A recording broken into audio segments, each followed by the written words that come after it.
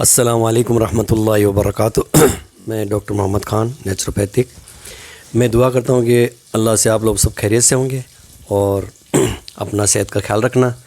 اور آج ہم لوگ جو بات کر رہے ہیں وہ تبلیغ جماعت کے بارے میں بات کر رہے ہیں کہ دیکھو آج جو بھی مسلمانوں میں جتنے بھی فرقے بنے ہوئے ہیں، دیکھو ہمارے سنیوں میں بھی 5 فرقے بن گئے ہیں اور شیعوں میں بہت سارے فرقے ہیں۔ تو یہ فرقے کیوں ہو رہے ہیں؟ کیونکہ ان بابوں کی وجہ سے، ان بابوں نے بیڑا غرق کر دیا اسلام کا، انہوں نے اسلام کے اندر گند پھیلا دیا۔ تو آج جو بھی دیکھو اسلام مسلمانوں کے اوپر کوئی بھروسہ ہی نہیں کرتا ہے، کیونکہ ان بابوں نے دست گردی پھیلا دی۔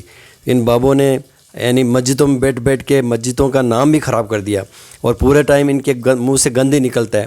تو آج جو کام ہے، دیکھو جو تبلیغ جماعت والے ہیں، یہ لوگ بھی، یہ تو تبلیغ جماعت بہت بڑی ایک نعمت ہے، لیکن اس کے اندر جو کام کرنے والے ہیں وہ کافی عالم نہیں ہیں، بہت کم عالم ہیں۔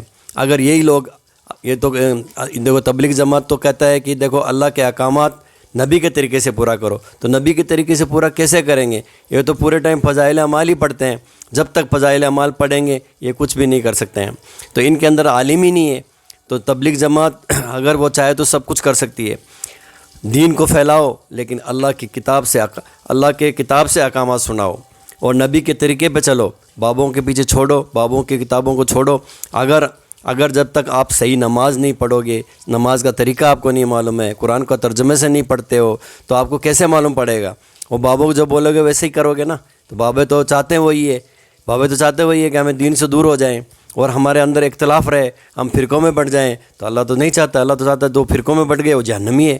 تو اگر ہم ان کے فرقوں میں بٹ جائیں گے تو ہمارا پھر کیا ہوئے گا؟ ہمارے یہاں بھی برا حال ہوئے گا اور وہاں بھی برا حال ہوئے گا۔ تو اللہ تو کہتا ہے نا کہ اللہم ربنا آتنا فی الدنیا حسنہ، کہ پروردگار مجھے یہاں پہ بھی اچھی زندگی عطا فرما، بھلائی عطا فرما، اور آخرت میں بھی بھلائی عطا فرما، کہ ربنا آتنا فی الدنیا حسنہ وفی الآخرۃ حسنہ وقنا عذاب النار، اور جہنم کے آگ سے بچا۔ تو میرے بھائیوں اور میرے بزرگوں، تو میں تو یہی کہنا چاہتا ہوں کہ اپنی نماز کو صحیح کرو، اور تبلیغ والے بھائیوں سے یہ کہتا ہوں کہ آپ قرآن سے درس دو، آپ حدیث سے درس دو، امام بخاری سے درس دو، کہ اگر آپ پڑھے ہوئے نہیں ہیں تو آپ امیر یا اس کے اندر آپ کو جو بھی عالم بننے کا ضرورت نہیں ہے۔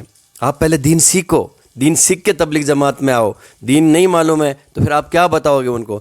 ابھی صبح ہمارے مسجد کے اندر آتے ہیں تبلیغ والے، وہ صبح دیکھو اذکار کا ٹائم ہوتا ہے اور وہ لے کے بیٹھ جاتے ہیں، اور کیا ان کو خود ہی نہیں معلوم کیا سنانے کا، کیا نہیں سنانے کا ہے۔ بس انہوں نے یہی کہتے ہیں کہ اس نے دین کے اندر بہت محنت کیا، وہ محنت کیا، حالانکہ اس کو یہ بھی نہیں معلوم مسلمان کیا ہے، ایمان کیا ہے۔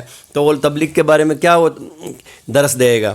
تو ایسے لوگ ہیں وہ، تو یہ نہیں معلوم کہ صبح کا ٹائم، فجر کا ٹائم ہوتا ہے، وہ اذکار کا ٹائم ہے، پہلے اذکار کریں، اس کے بعد میں بہت ٹائم ہے، اسراق کے بعد میں سناؤ۔ تو ٹائم تو بہت ہے، اب ان کو معلوم ہی نہیں ہے، رول اور ریگولیشن نہیں معلوم ہے کہ تبلیغ ہے کیا، تبلیغ کے اندر درس کیا دینے کا ہے، کس سے دینے کا ہے۔ تو وہ تو ان کو کوئی کتاب کا ہاتھ ہی نہیں لگاتے، جو منہ آ رہا ہے دل میں ہے وہ بول دیا بس، ابھی وہ صحیح ہے غلط ہے ان کو بھی نہیں معلوم ہے۔ تو قرآن تو ان کو معلوم ہی نہیں ہے، آیت ان کو معلوم ہی نہیں ہے۔ جب ایاک نعبد و ایاک نستعین ہی نہیں معلوم ہے تو پھر وہ کیا کرے گا؟ تو فضائل اعمال میں تو نہیں لکھا ایاک نعبد و ایاک نستعین، کیوں قرآن کو ہاتھ لگاتے ہو کہ تکلیف ہو رہی ہے، آپ کو بخار آ رہا ہے؟